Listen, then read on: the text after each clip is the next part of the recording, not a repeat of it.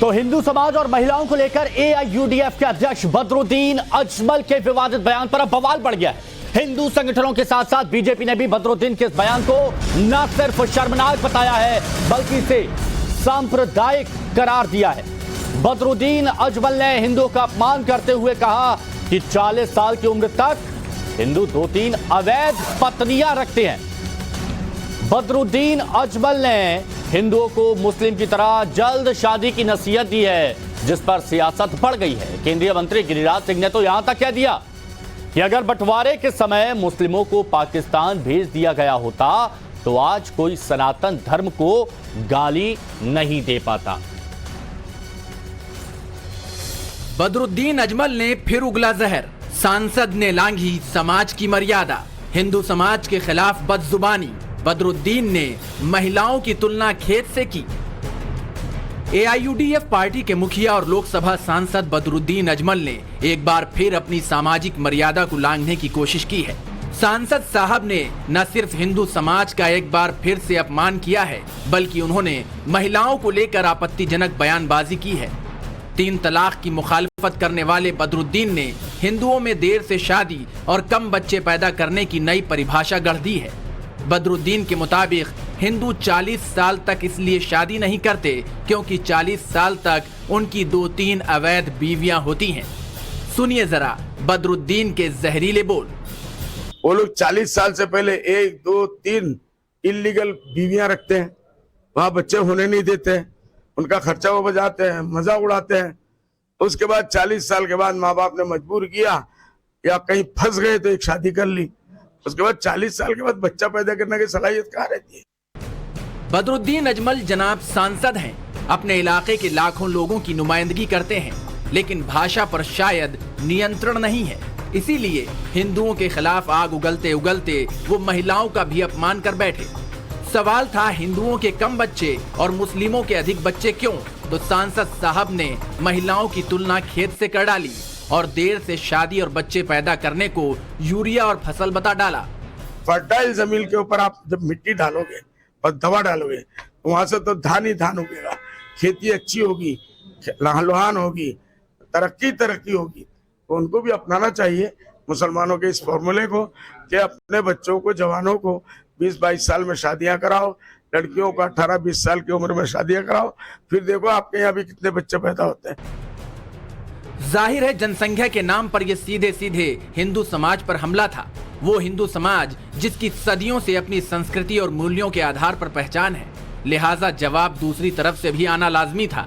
BJP ने इसे सीधे सीधे सांप्रदायिक बयान करार देते हुए बदरुद्दीन को अपनी हद में रहने की सलाह दी है, तो हिंदू समाज ने भी करारा जवाब दिया है।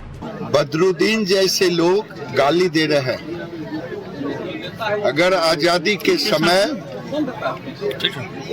ही अगर ये हो गया होता कि धर्म के आधार पर बना पाकिस्तान, सारे लोग वहां जाते, यहाँ सनातन को मानने वाले लोग गैर रह जाते, गैर मुस्लिम। तो आज बदरुद्दीन और ओवैसी हमें गालियां नहीं देते। हम देश की नीतियों के साथ जनसंख्या नियंत्रण कानून की बात कर रहे हैं। एआईयूडीएफ के जो चीफ हैं बदरुद्दीन अजमल, उनका बयान शर्मनाक बयान है। जिस तरह से घटिया बयानबाजी की, क्या बातें कही, पूरी एक कम्युनिटी को गाली देने का काम किया है। उनको भारतीय परंपरा नहीं मालूम है। हमारे शास्त्रों में यत्र नारेस्तु पूज्यन्ते रमन्ते तत्र देवता, वो सिर्फ बच्चा पैदा करने की मशीन नहीं होती है। हम उसे एक सम्मान देते हैं और अपने से ज़्यादा सम्मान। हम भगवान का भी नाम लेते हैं तो पहले सीता और राम बोलते हैं, यानी पहले माँ सीता का नाम लेते हैं, राधा कृष्ण लेते हैं, पहले राधा जी का लेते हैं, फिर कृष्ण जी का लेते हैं। तो इसलिए अजमल जैसे लोगों से हमें और हिंदुओं को सीखने की आवश्यकता नहीं है। भारत जोड़ो यात्रा में कट्टर हिंदू की छवि दिखाने की कोशिश में जुटे राहुल गांधी की कांग्रेस पार्टी का असम में बदरुद्दीन की पार्टी एआईयूडीएफ से चुनावी गठबंधन था। लिहाजा कांग्रेस इस मामले में खुलकर कुछ भी बोलने से बचती दिखाई दे रही है। लेकिन तारिक अनवर को बदरुद्दीन के बयान में कुछ ज्यादा गलत नहीं दिखाई दे रहा है। मेरा ख्याल है कि कोई ऐसी बात नहीं है। उन्होंने कहा कि 18 से 20 साल में शादी कर देनी चाहिए, तो कानून भी इस बात की इजाज़त देता है। हमारे कानून में इस बात का प्रावधान है कि 18 साल लड़की की उम्र और 21 साल लड़के की उम्र हो तो वो शादी करने के लिए स्वतंत्र हैं।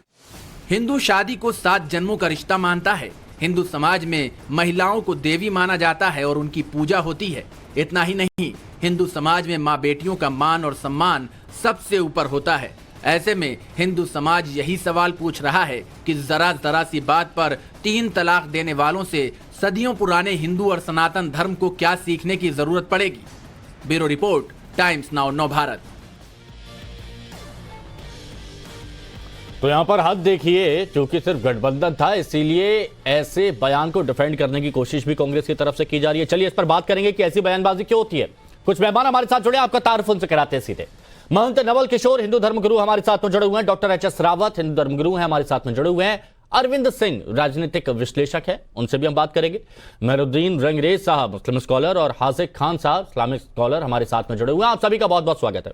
हाजिक खान साहब, मजा उड़ाना, शादी करना, बच्चे करना, कम उम्र में करना, फसल बढ़ाना, आबादी बढ़ाना, इससे कभी आगे बढ़ पाएंगे कि नहीं बढ़ पाएंगे? देखिए जनाब, बात यह है कि दुनिया में औरत का अगर कोई मुकाम दुनिया में किसी ने दिया है तो प्रॉफिट मोहम्मद सल्लल्लाहु अलैहि वसल्लम के आने के बाद दुनिया में औरत को मुकाम, उससे पहले भूड़ हत्या कर दी जाती थी, पेट में मार दी जाती थी, जिंदा दरगोश कर दी जाती थी, औरत का कोई मुकाम नहीं था।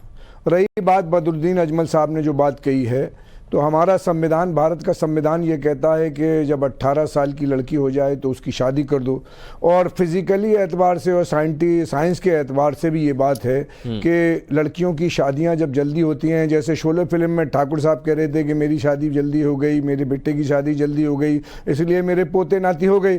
तो एक सिस्टम है कुदरत का, और मैं भी अपने एतबार से सोशल आदमी हूँ, समाज में बैठता हूँ, समाज की पंचायत करता हूँ, तो मैं भी देखता हूँ कि जिन फैमिलियों में लड़के लड़कियों की सही टाइम पे शादी हो जाती है, उनके आज किसी के 8 बच्चे नहीं हो रहे, 10 बच्चे नहीं हो रहे। क्यों नहीं हो रहे? इसीलिए नहीं हो रहे कि 25, 30, नहीं तो 8-10 बच्चे करने क्यों हैं? और सामने वाले को सुझाव देना क्यों है? और ये क्यों कहना है कि 40 तक 2-2 अवैध पत्नियां रखते हैं?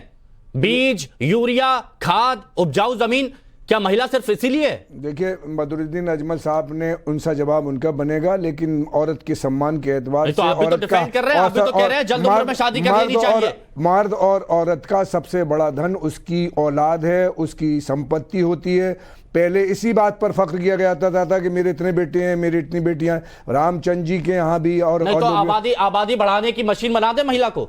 ये कोई नहीं बना सकता। जिसके एक बच्चा नहीं हो रहा है? वो कह दे एक बच्चा नहीं कर सकता। ये कुदरत का निजाम है। कुदरत ने किसी को लड़के आप दूसरे को ऐसे सुझाव दे रहे हैं। मैं अपने तक रखिए ना ये सारी चीजें, दूसरे को सुझाव दे रहे हैं कि हमारा वाला फॉर्मूला अपना रहे। भाई आप लोगों का फॉर्मूला जो ये कहा जा रहा है, ये जो बदरुद्दीन कह रहे हैं कि हमारा वाला फॉर्मूला अपना लें, ये क्या ये फॉर्मूला? मैं ये पूछ रहा हूं, अभी जो मनोज तिवारी के तीसरी बेटी हुई है, जो बार बार कहते हैं, उत्तर प्रदेश के जो मंत्री हैं, किसी के 5 किसी के 7 हैं, ये सब बातें कागजी मत करो। अच्छा, 2 तरक्की नहीं करो। अच्छा, अगर आपको लागू आप करना है, हाँ, जनसंख्या को कम करना है, हाँ, और मेरा अपना चैलेंज है, मैं बहुत बार कह चुका हूं, किसी के मसीहा बनके किसी मैं ये चैलेंज कर रहा हूं कि पूरी दुनिया मिलकर कोशिश कर ले इस बात पर कि बच्चे ना हो, और जो आत्मा तैयार है वो आत्मा। ये जो सुझाव दिया है हिंदुओं को बदरुद्दीन ने, क्या जवाब है इस सुझाव का?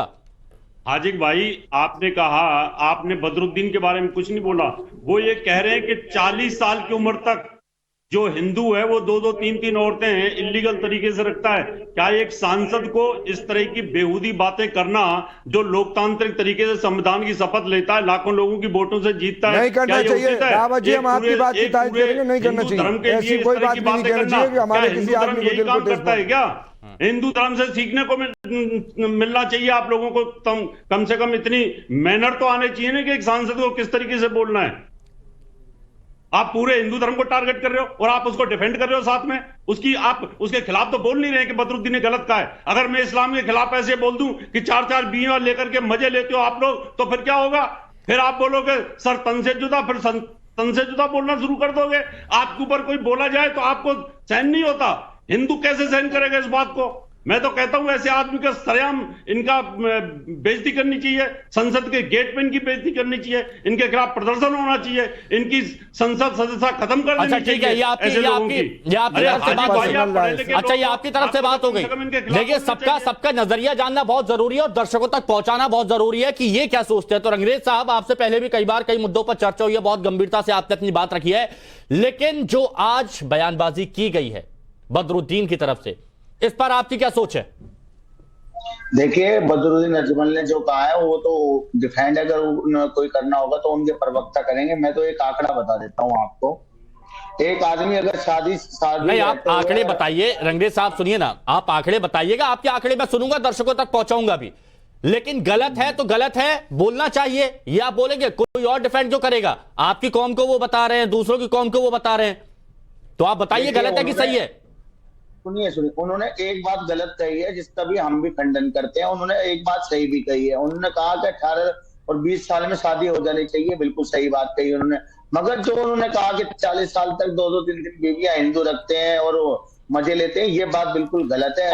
और ये जो अंदाज की खेती, फसल, यूरिया, उपजाऊ जमीन में बीज दवा डालोगे तो खूब धान अच्छा होगा, ये शब्द, ये लहजा ठीक लगता है आपको? ये बिल्कुल भी इस देश की भाषा नहीं हो सकती। बहुत ही गलत उन्होंने बयानबाजी करी, इसका तो मैं खंडन करता हूँ। मेन बात है, आपको उनकी पार्टी का कोई प्रवक्ता बुलाना चाहिए था या उनका कोई समर्थक होना चाहिए था जो इस बात को बताता। आपसे बात करने का उद्देश्य यहाँ पर यह है कि जब वहां पर वो कई लोगों को संबोधित करते हैं तो यही ज्ञान देते हैं, और यही ज्ञान देंगे तो फिर आने वाला देश, आने वाला भविष्य क्या होगा, आप भी सोचिए। ये तो आपको भी सोचना होगा ना। मैं आपको बता रहा हूँ, टीआरएफ रेट मुसलमानों का दिन पे दिन गिरता जा रहा है, जो मुसलमानों को खास तौर से टारगेट किया जा रहा। लव जिहाद के नाम पर, लैंड जिहाद के नाम पर, हिजाब के नाम पर, पता नहीं और कितने सारे चीजों के नाम के साथ साथ जिहाद का नाम जोड़ दिया जा रहा, जबकि लव और जिहाद बिल्कुल अलग अलग कॉन्सेप्ट है। देखिए दीक्षित जी, ये बात समझनी पड़ेगी आपको भी, जो दूसरा तबका है, हमारे हिंदू भाई हैं, उन्हें भी समझना पड़ेगा कि आप भी उतना ही ख्याल रखें जितना ख्याल आज हम कह रहे हैं, खंडन कर रहे हैं उनकी बातों का। मगर जब इनकी तरफ से बयानबाजी होती है तो कोई भी, जितने भी हमारे महाराज या धर्मगुरु हैं, हिंदू धर्मगुरु हैं, वो किसी तरीके की कोई खंडन नहीं करते, उनके साथ खड़े नजर आते हैं। मगर ये बात हमारे अंदर नहीं है। जैसे हाजी खान साहब ने भी कहा कि हम खंडन करते हैं, मैं भी कह रहा हूँ खंडन करते हैं। ऐसे बयानबाजी नहीं देनी चाहिए, क्योंकि हमारे हिंदू भाई और मुसलमान भाई मिलजुल के प्यार मोहब्बत से। अरे यहाँ हिंदू मुसलमान की बात होती रहेगी, लेकिन उस महिला से तो पूछिए जिसको लेकर ये सारी बातें की जा रही हैं। कभी कभी अपनी पत्नियों से भी ऐसे लोग बात कर लिया करें तो उनको समझ में आएगा कि उनकी क्या सोच है, उनको किस तरह से यहाँ पर आप बदनाम करने की कोशिश कर रहे हैं। महंत नवल किशोर जी, आपका क्या मानना है? नहीं, मैंने आपको एक बात कही थी, मैं आपको क्योंकि एक कमेंट सबका ले लूं, वक्त है मेरे पास आगे, रंगरेज भाई फिर आऊंगा मैं। महंत नवल किशोर जी, समय समय पर कुछ लोगों के द्वारा इस प्रकार का मीडिया में फोटो दिखाने के लिए या फिर देश का जो संविधान है उसे तार तार करने के लिए, या का भाईचारा खत्म करने के लिए ऐसा लोग बोलते रहते हैं। उन्हें लगता है कि छपास जब पैदा होती तो बोलते हैं। एक बात तो ये है। तीसरा, ये सब पूर्व नियोजित होता है। कोई ऐसा नहीं एक व्यक्ति खड़ा हुआ और अकस्मात उसने बोल दिया। इनको सबको सिखाया जाता है कि आपको किस प्रकार से बोलना है, हिंदू समाज को, हिंदू संस्कृति का किस प्रकार से अपमान करना है। ये लगभग पूर्व नियोजित होता है। बाकी में बाद में एक दो लोग आ जाएंगे, उसका खंडन कर देंगे, हो गया। मैं कहता हूं कि आप अपने ढंग से जियो, कोई मना नहीं करता, परंतु आप हमारे जीवन शैली पर किस प्रकार से प्रश्न लगा सकते हैं? किसने अधिकार दिया आपको? न तो देश का संविधान अधिकार देता है, न समाज अधिकार देता है। इस प्रकार के हल्के शब्दों का प्रयोग करके, और फिर एक ऐसा व्यक्ति जो पूरे देश की बड़ी पंचायत है, सांसद सदस्य हो, वहां तुम बैठते हो जहाँ नियम कानून बनते हैं, इतने स्तर पर आने के बाद इस तरह का लघु बात करना, ये मुझे लगता है अकस्मात नहीं है। सब पूर्व नियोजित। ऐसा बोल दो, दो चार लोग कुछ और बोल देंगे, हो गया। और घुमा फिरा के हमारी बात मान लो, हमारे धर्म को मान लो, हमारे इस्लाम को मान लो, फलाने को मान लो, इस तरह की मुझे लगता है ये सब नियोजित है। हिंदू समाज को बहुत सजग और जागृत रहने की आवश्यकता है। अरविंद जी, क्या ये पूरी तरह से प्लान करके बोला जाता है क्या? जो लोगों के दिमाग में डाला जाता है, जो बीज डाला जाता है कि आपको ऐसा करना है, वैसा करना है, ये सब मदरसों के देन है, ये सब मदरसों। बिल्कुल हिमांशु जी, मैं इस बात से सहमत हूँ कि ये प्लान करके बोलते हैं और हिमांशु जी एक ऐसा वर्ग है जिसकी अपनी सोच है, उसकी अपनी घटिया मानसिकता है। वहां पे औरतों को खेती जैसे ही माना जाता है। इन्होंने खेती शब्द का उपयोग किया है ना, कि महिलाएं खेती है और बच्चे फसल है, तो महिलाओं का और क्या काम हो सकता है, उनसे बच्चे पैदा करते रहिए। तो इस तरह की एक घटिया सोच है। और मुझे आश्चर्य नहीं हो रहा है, इन्होंने जो बात कही है, जो इनकी सोच है, शुक्र मनाइए कि ये अपने बयान में कह रहे हैं कि 18-19 साल रखना चाहिए बच्चियों की शादी का उम्र। इन्होंने जिस प्रकार की इनकी सोच है, इन्होंने यह नहीं कह दिया है कि बच्चियों महिलाओं का उम्र, शादी का उम्र 8-9 वर्ष और 6 वर्ष रखना चाहिए, क्योंकि ये जिस मानसिकता का प्रतिनिधित्व कर रहे हैं, ये मध्यकालीन मानसिकता है। ये मानसिकता जो है कबीलाई मानसिकता है। और ये अपनी बात, इनके लिए महिलाएं केवल बच्चा करने के लिए मशीन है, और इनको चिंता इस बात की है कि जनसंख्या बढ़ नहीं रही है। अरे भाई, भारत ओवर पॉपुलेटेड है, इसकी जनसंख्या क्यों बढ़नी चाहिए? आपको इसकी चिंता क्यों हो रही है? आप मेंबर ऑफ पार्लियामेंट हैं, इस देश की सरकार, इस देश के संसद को ये चिंता होना चाहिए कि संख्या देश का घटे, जनसंख्या घटे। हमारा देश ओवर पॉपुलेशन का शिकार है, लेकिन भारत का एक सांसद यह कह रहा है कि शादी की उम्र घटानी चाहिए और यही मानसिकता पर सवाल खड़े होते हैं कि जब महिलाओं को दोयम दर्जा यहां पर दे दिया जाता है और कह दिया जाता है कि ठीक है, वो तो फसल है, जितना भी आप निकाल सके निकालिए, किस उम्र में कौन सा खाद, बीज, यूरिया, इस तरह के शब्दों का इस्तेमाल किया जाता है। बेहद शर्मनाक। सब ये चर्चा लगातार की जा रही है, बदरुद्दीन बदजुबान, कहने में कोई गुरेज नहीं है, बदजुबान, क्योंकि जिस तरह के बयान यहां पर दिए हैं, पूरा देश इस वक्त थू-थू करता हुआ नजर भी आ रहा है। इस पर हम बात करेंगे। कुछ मेहमान हमारे साथ में जुड़े हुए हैं, उनका एक बार फिर से हम तारुफ आपसे करा दें। Doctor HS. रावत हमारे साथ में जुड़े हुए हैं, हिंदू धर्मगुरु अरविंद सिंह, राजनीतिक विश्लेषक मेदरुद्दीन रंगरेज हमारे साथ जुड़े हुए हैं, और आदिक खान साहब भी जुड़े हुए हैं। रंगरेज साहब कुछ कहना चाह रहे थे आप, क्योंकि पहले लगातार सभी लोगों ने अपनी बात कही थी, तो शायद कुछ कहना चाह रहे थे, अपनी बात रखें। ठीक है, मैं ये कहता कि आदमी शादीशुदा रहते हुए जो आंकड़े हैं इंटरकास्ट मैरिज के, मैं वो एक बार आपके दर्शकों को और आपको बताना चाहूंगा।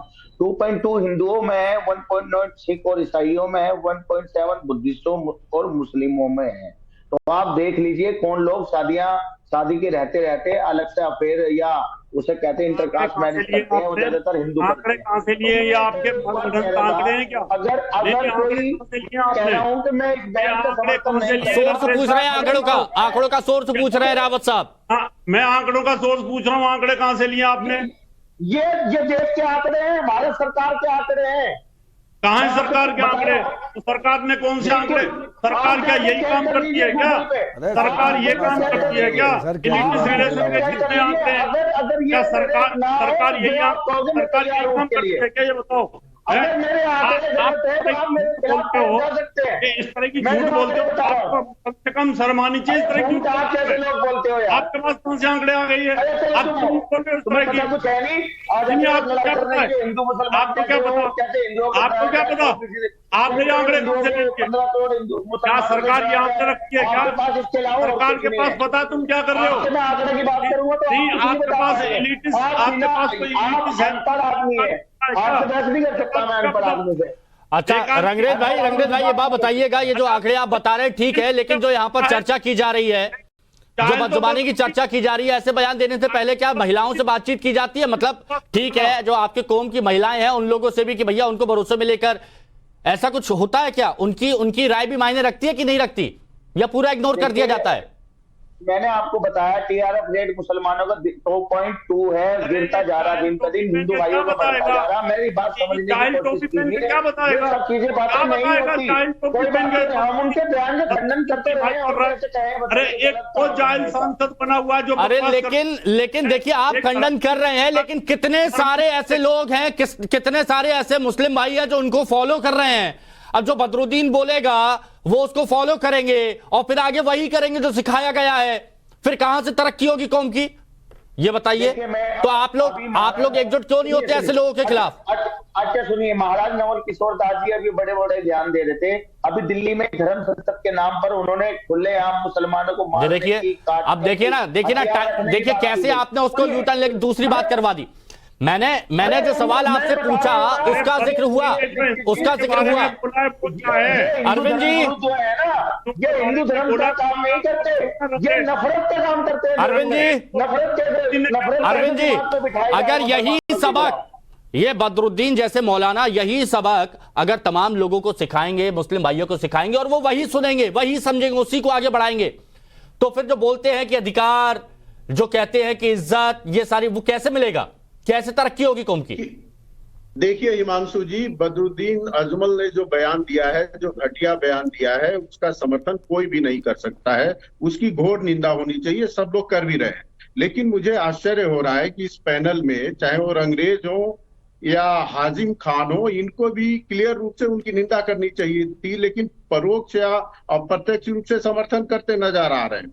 अभी मैंने हाजिम खान को सुना कर रहे हैं कि इस्लाम के पहले नारियों का सम्मान ही नहीं रहा है, मोहम्मद साहब ने सम्मान करना सिखाया। देखिए, किसी ने नारी का सम्मान करना सिखाया तो उसका अभिनंदन, उसकी प्रशंसा, लेकिन ये कहना कि उसके पहले सम्मान नहीं होता रहा है, ये बहुत गलत है। इनसे जरा पूछिए कि सम्मान नहीं होता रहा है कि भारतीय धर्म ग्रंथों में हजारों साल पहले यह क्यों लिखा गया है कि यत्र पूज्यन्ते नार्यस्तु तत्र रमन्ते देवता।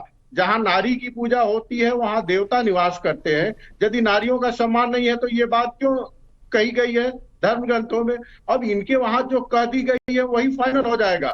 और ये नारियों की सम्मान की बात ये लोग करते हैं तो जरा पूछिएगा हाजिम खान से कि जब एक औरत एक से ज्यादा शादी नहीं कर सकती है तो पुरुष, उसका धर्म चाहे कोई भी हो, हिंदू मुसलमान ईसाई कुछ भी हो, उसको कहां से अधिकार आ जाता है कि वो एक से ज्यादा शादी करे? ठीक है, देखिए कट टू कट सीधे आपने हाजिम खान से पूछा, आपने हाजिम खान से पूछा, हाजिम खान से जवाब ले लेता हूं।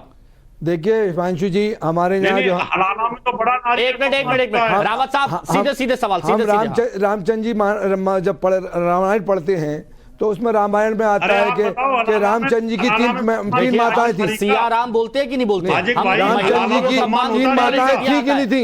मैं पूछना चाहता हूँ भाई से हमारे, हम आपके हिंदू मजहब में नहीं होती थी? कृष्ण जी की 16,108 बीवियां नहीं थी? बात ये है कि पत्नियां थी कि नहीं थी? ये आप उसको धर्म से नहीं जोड़िए। हमारे आज जो हो रहा है 16,108 पत्नियों का मतलब ये नहीं होता कि सबके साथ में वो रहते थे। वो मन से उन 16,000 जो गोपियां थी उन्होंने माना था, ईश्वर मान लिया था, भगवान मान लिया था, वो ऐसा था। मैं उस पर कोई ऐसा मैं किसी मजहब पे ऐतराज नहीं करता। मैं कह रहा हूं कि इससे पहले हमेशा राजाओं की, महाराजाओं की और लोगों की 2-2, 3-3, 4-4 पत्नियां रही। उससे पहले 8-8 रहती थी, लेकिन शरीयत ने 4 इसलिए कह दी। एक मिनट मेरी सुन लो सर, अब बोलेंगे तो कैसे बनेगी बात?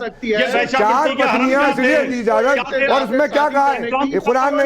रावत जी एक मिनट, रावत जी प्लीज एक मिनट, रावत जी एक मिनट प्लीज। इस्लाम ने ये कहा है कि आदम की औलाद, तुम्हें जो औरतें पसंद हो तुम उनसे एक, 2, 3, 4 निकाह कर सकते हो। हरम में नारी का सम्मान होता था, बदरुद्दीन बताए। एक सा मामला करो और फिर अभी तालिबान ने कोड़े मारे और तुम्हारे लिए बेहतर है कि सम्मान है नारी का, इसलिए उस पर नहीं थोपा जाएगा। इसलिए अय्याशियों के लिए नहीं कहा गया कि नहीं तो ये आदम की औलाद से कहा गया, आदम की बेटी से नहीं कहा गया। ये बेटी नहीं, औरत मर्द को हक है, औरत को नहीं है कि मतलब 4 बीवी रखो। नहीं सुनिए, 4 बीवी रखो, 4 बीवी रखो, चारों को एक बराबर दर्जा दो।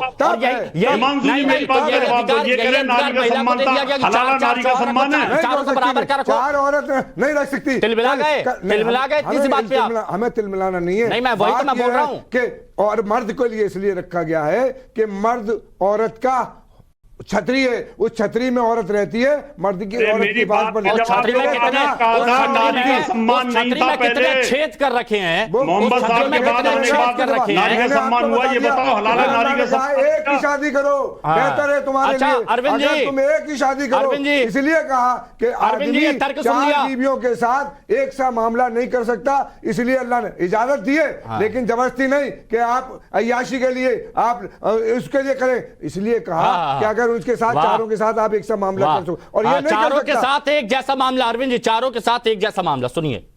देखिए हिमांशु जी, मैं ये कहना चाहता हूं कि कोई भी जब नियम बनता है तो उस परिस्थिति के अनुसार, उस काल के अनुसार, उस समय के आवश्यकता के अनुसार नियम और कायदे बनाए जाते हैं।